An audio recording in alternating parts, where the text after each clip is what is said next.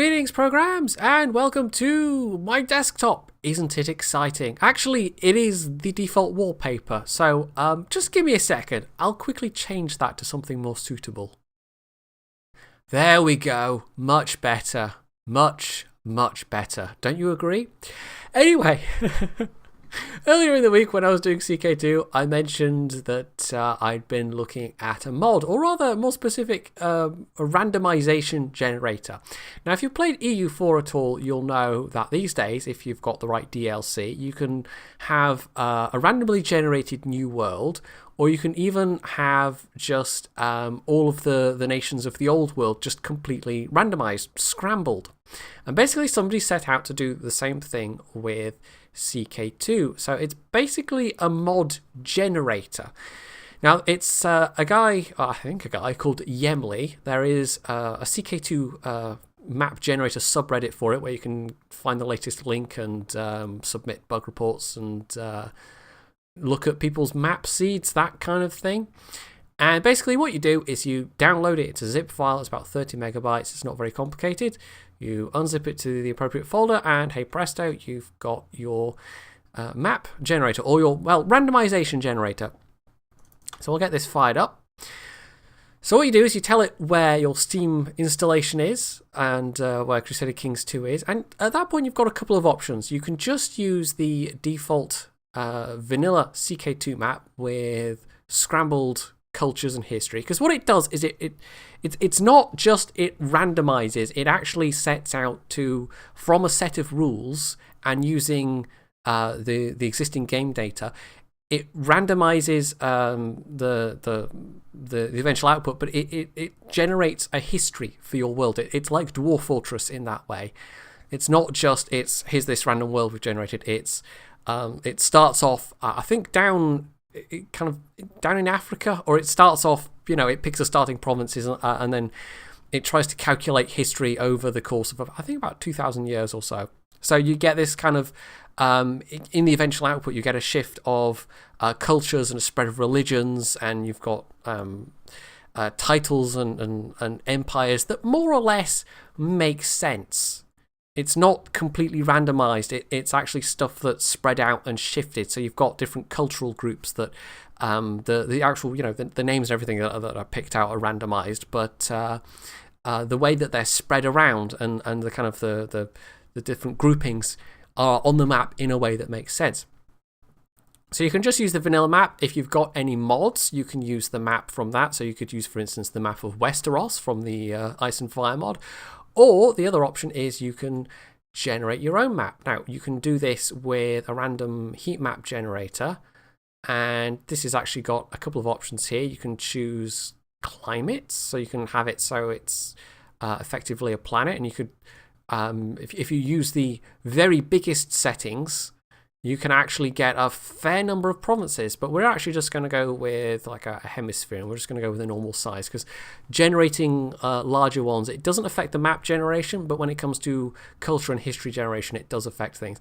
I have actually done one with the largest possible size, which I will show you when we get to that, but it takes a while to load into the game as well, so there's that. So yeah, you can just generate through heat maps, but also what you can do is you can just draw your own if you want.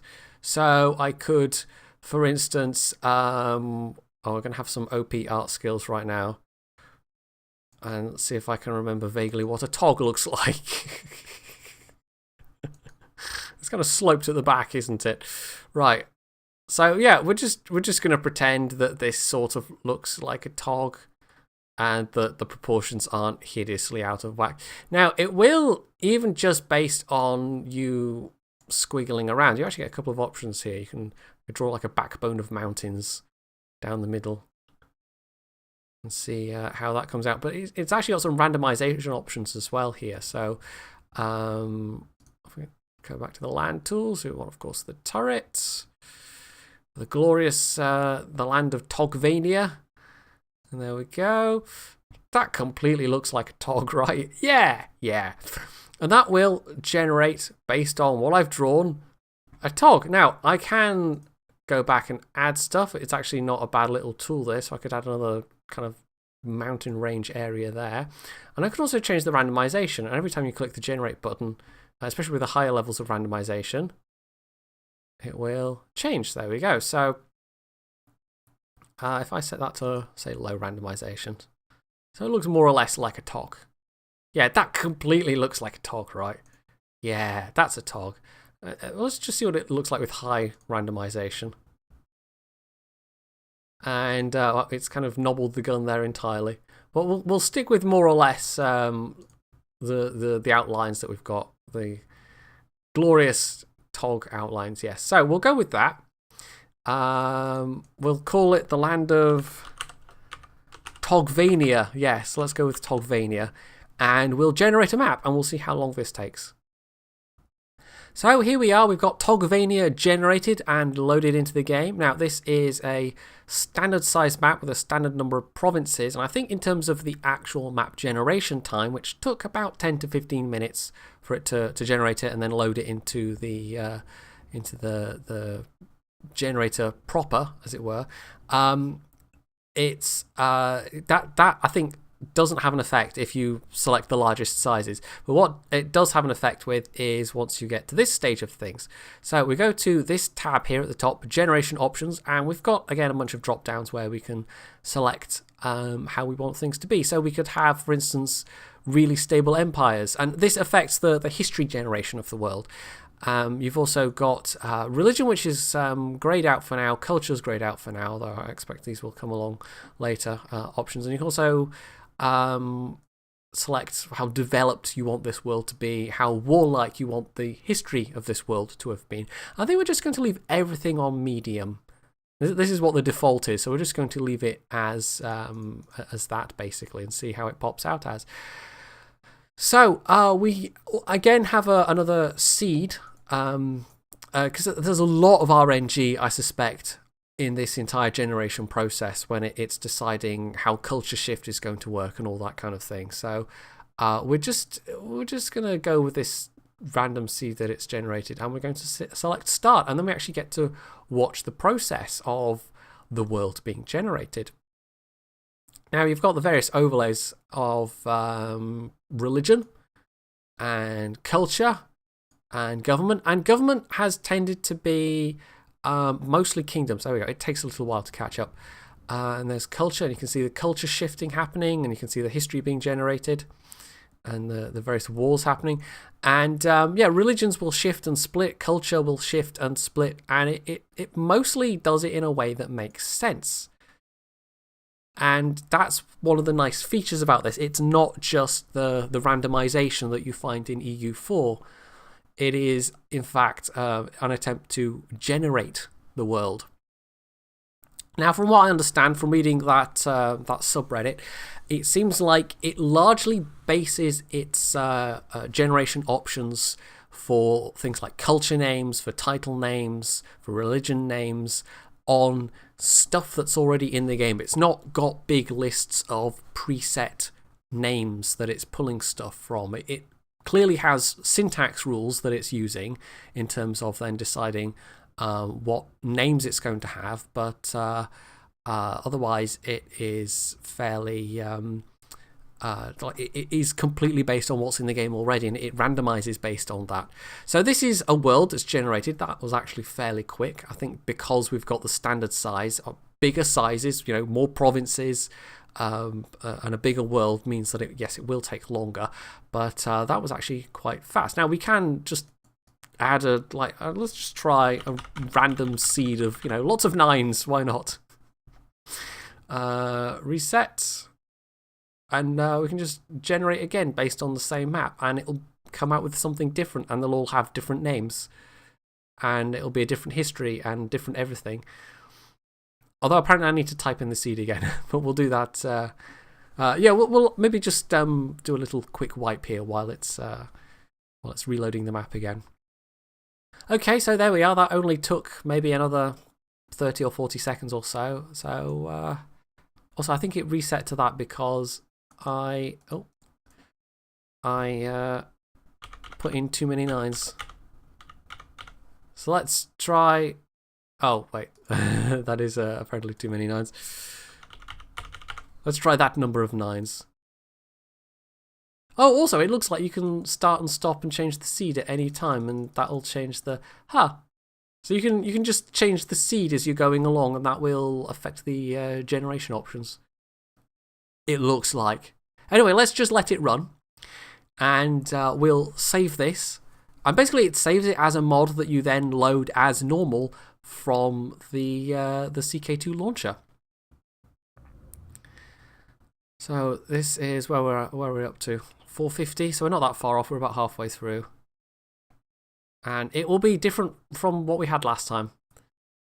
And because this is a smaller map than the one I've done before, oh, that's interesting. That's the red one's republics. It will generate a few republics. It doesn't start off with merchant republics, but republics with a duchy title that are on the... okay, this is... I guess the brown areas are tribal and it's turning to feudal. Yeah, the republics can, in-game, once you've run a few years, flip to being merchant republics if they have the requisites, or the prerequisites, which are basically a duchy title and I think enough cash to flip over. I'm not sure. Anyway, so we've got mostly a feudal map. We've got a couple of tribal areas remaining. We've got a couple of republics over near the turret and a couple down near the treads. So we'll go with this. We'll go with this. This is our kingdom, or our set of kingdoms and empires, and it will generate, based on, I guess, the history and the seed, the RNG from the seed. It'll generate like de jure kingdoms and de jure empires, but that part's a little more patchy, or at least it was with the first couple of playthroughs I went. So we'll go with. I can spell. And we'll export. And I'm not sure how long this is going to take. We're at 25%, 26% already, so hopefully not too long. And this will basically export it to your CK2 mods folder. And at that point, it is playable. So we'll jump ahead to that stage. And here we are. And as you can see, yeah, the main menu looks rather different. And that's because obviously the map has changed. So, single player. And it looks like, and now this is new, it's actually generated timeline options. Now, the first version of this I played, it was literally a single bookmark, but you can now change this and play from different points in history. So we'll go to, I don't know, let's pick one in the middle, 677 AD, custom game setup. And it looks like it has generated bookmarks as it generates the history of the world. So we can actually have a little look and we can see the different realms. And these are all with randomized names. We can see independent counties, not independent counties, just counties, or counts, dukes, kings. I don't know if there are any empires. There might be some empires around. We can see the spread of religions. We can see the spread of cultures and spread of governments. And it's actually, at this stage, we've got the back half of the tog is largely tribal, the front half of the tog is feudal, but the barrel of the tog is also still tribal, and then we've got a couple of republics.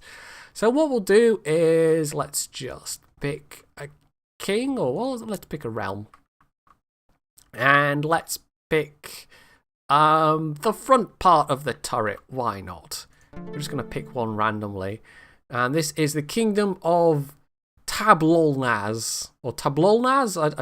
Well, that was actually pretty much pronouncing it the same way. Anyway, so we're going to be a kingdom. We have the culture of, at least I think that's culture and then religion. We're going to be Akador, and the religion will be Aronen. So let's just click play. Now, this being the most recent version of the game, we can do all this kind of things, and we'll turn off Mongol invasion. And I guess we'll leave the rest of it the same, so that's fine. Load up the game, and it should give us our randomly generated world of Togvania. And I just, this as a concept, it's really nice. It's games like this that I just like anyway, but the fact that modders then come along and do things like this just greatly expands the lifespan. So, ordinarily you ignore this because you mostly know what you're getting into. You know what kind of effects culture a certain culture has or a certain religion. But of course, it's all randomized. So I'm a Rabsi, which is, what the king level title is called in this world or for this culture anyway, because I think titles are still tied to culture. Yes, no, of course they are. So we can, as a member of the Akadori culture effect, we can raid infidel neighbors for loot. We are pretty much just an ordinary feudal like thingamy, so we don't have we can't hold cities or anything like that. And our religion, we have, it looks like a pope figure. So we have, we follow the Aronan religion, and there is a pope figure called the Senilos who can excommunicate people. They can grant an invasion casus belli. They can call for a holy war, a karasan. We can order people to take vows. Temple holders can inherit titles. Women may own temple holdings. Weak rulers can prepare invasions. We also get, so even if we didn't have the raiding people for loot as a cultural thing, we can also do it as a religious mechanic. We can marry close kin to improve vassal opinions, okay? Matrilineal marriages are not allowed. We can have up to 5 wives. We lose prestige for being at peace too long, and there is always a Senilos landed or not. So this is the world we've made, and we can do the usual, like we can click through the map. So these republics will become trading republics at some point. They'll become merchant republics. We can see the de jure kingdoms. Now this is one of the slight weaknesses of the generation still, is that it leaves out various provinces when it comes to de jure kingdoms and empires. And there isn't really any reason why. And there's only a couple of de jure empires that have actually generated. The other map I looked at was basically everything apart from those few patchy counties was part of a de jure empire. But this time there's only 3. So there might be scope here, for instance, to get enough kingdom titles and just create your own empire without really having to worry about existing de jure empire areas. Economically, bit of a spread. Obviously, the tribal areas are much less well developed. It's actually the back of the turret seems to be economically stronger in terms of the provinces, and this is by far the best. And I think that is that's part of no, that's a republic that's under a duchy, I think. If we look at the government type, wherever it's gone. It's somewhere. Wait, I can't remember which button it is now. You should think I would know, but governments, there we go. It's the little house thing. So yeah, that's a republic that's under a duke, whereas those are both. Or are they? No, that's a republic, but for some reason the primary holding is like a castle. So yeah, based on culture, it randomizes your your holding graphics. I've got 5 holdings, which is not bad. I seem to be a relatively powerful ruler. There's also things like, because it generates history, I can say, I can look and say, okay, look, it's actually generated a family tree for House Wemir. Apparently, I'm part of House Wemir, and I can look at the history of different titles, and it's actually generated characters, and you can look at dynastic histories that it's not just this random flat thing. It's actually generated a history for this world, and it doesn't present it in the nice way that Dwarf Fortress does, for instance, but it's nice that it's there. It's really nice that it's there. So all the usual stuff applies. So we've got I'm actually one of I control one of the holy sites of this religion myself, and there's all these like the different faiths, for instance. If we look at the religious tab, they will have heresies that come along with them, and the usual mechanics apply. So if a heresy becomes dominant, it basically becomes the kind of considered the prime facet of that religion, and what was previously considered to be the main branch then becomes a heretic branch, and there's all the usual mechanics apply. It's just everything is randomized, and if we look at cultures, so if I mouse over, let's see, culture is part of the Nessen N culture group, and I'm not sure if there's a way of seeing. I think the colours are related, so these guys down here and these guys here are going to be of the same kind of culture group. The green guys down here, for instance, they're likely to be all part of the same culture group, and so it's kind of, it does it in a way that makes sense, and that culture kind of shifts over geography, but people might still be ruling over people of a different culture. Like this grey area down here, for instance, there's a couple of different culture groups here, or the front of the tog, these are likely to all be the same culture group. So it's nice. It's really nice. You get this randomization, and you might not necessarily want to play something a bit as daft looking as this derpy tog, for instance, but if you're just wanting to randomize the regular map, or even play an entirely new map, you can create your own fantasy worlds if you so wish. It has that kind of level of customization almost. So what I'll do is I'll reload the one that I've already played a couple of years of, and it's on the very biggest map size, so you'll also get a sense of what that is like. So here's one, as they say, that I made earlier, and this was made with an earlier version of the map generator, but not too much earlier. And this is basically the biggest size of world that you can make, with the highest number of provinces. And it takes a while to load in. It does. But I think it's really nice that you can have a world that's this big in CK2, but you are going to need a PC that's good enough to run it, and it might cause issues with the game itself. It might be a bit crashy. So in this case, and we'll bring up the rules again. So again, all randomly generated. I'm a Wallatas culture, Aclaze nil, and a nil is basically the equivalent of a duke for this culture. So again, I can raid people for loot, and again, just ordinary feudal.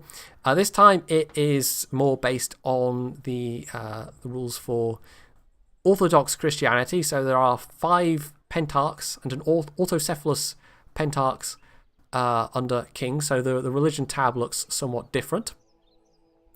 Although it's a bit... I think this is one of the things, it's not quite... We've got like a head of the religion, but the pentarchs themselves haven't properly generated. So I don't know, it's one of these things. I mean, this is still very much a work in progress, and this is all with the base game rules as well, of course. One of the things I should have mentioned maybe is that I think in theory it is possible to load in mod files. You can have separate mods, because this is basically a mod using the default like the game data set, but scrambled and generated with the new history. But you can load in, as part of the, when you're generating the world, you can load in mod files from other mods, and I think it will take then the data from those mods and incorporate it. So if you've got mods that require countries or cultures or religions or whatever to have certain tags, I would guess it then says, okay, we're going to use those tags for this randomly generated religion so that the rules will apply. But that is just a complete guess, because some mods, like there are certain cheat mods, for instance, that won't affect any of the game tags in that way, and I guess they would just be compatible by default. And I'm thinking of stuff like Huni's Rebels and Warmongers. But other mods would require stuff that's tied to specifics, specific cultures, specific religions, specific kingdoms. So anyway, I was going through the rules. So yeah, there's things like excommunication, and women can hold temple holdings, and there's stuff that's rather the same. And it's largely the names that have changed. So in this case, I actually have ended up... I picked a duke under what was one of the very few republics in the game, and that has now become a merchant republic, as has the other one that generated. So republics that just generate as ordinary republics, if you want to play them as a merchant republic, you just load up another character, play the game for a few years, wait for Merchant Republic to appear, and then you can just reload as a character in one of those Merchant Republics. So we've got largely a tribal area to the northwest. This southern island / continent, I don't know what you call that, that's all tribal, as is this continent to the east. So we're kind of like, this is the feudal lands, and then we've got tribal areas to the west and the east. And culturally, we're actually in the same group as all these guys here. But we are of a rather different government. And as you can see, we've actually, like, my liege has started being a bit conquesty. They've started expanding a bit. So, we're already starting to get a new history of this world as I've been playing through it. One thing I also wanted to note, I think I did actually mention, was that previous one we only had a couple of empires, but this time round, and maybe this is to do with the world generation options, as to whether it actually, or how many de jure empires it puts down. There are quite a few de jure empire areas, quite a few kingdoms as well, but this area here and then sort of over here, there's gaps around the edges, but there are quite a lot of empires. In fact, some of them are really, really very small indeed. Apparently those two provinces constitute an empire. So, you could be a very little emperor if you wanted to. Now, there are some, and it's like I did mention, there are just weird gaps in the middle of what are otherwise de jure empire areas. And it's in progress. I'm sure the rules will improve, but of course, all the usual game rules apply as well, and you can create your own empires as you go along if you get enough kingdom titles. So, there's not much more to say about it, really. I think it's pretty cool, and it's still being worked on, and you should maybe go and check it out, because it's a really nice idea to have this kind of randomization. There's already a high degree of not randomization exactly, but when you play through a game like CKII or EU4, every playthrough is different.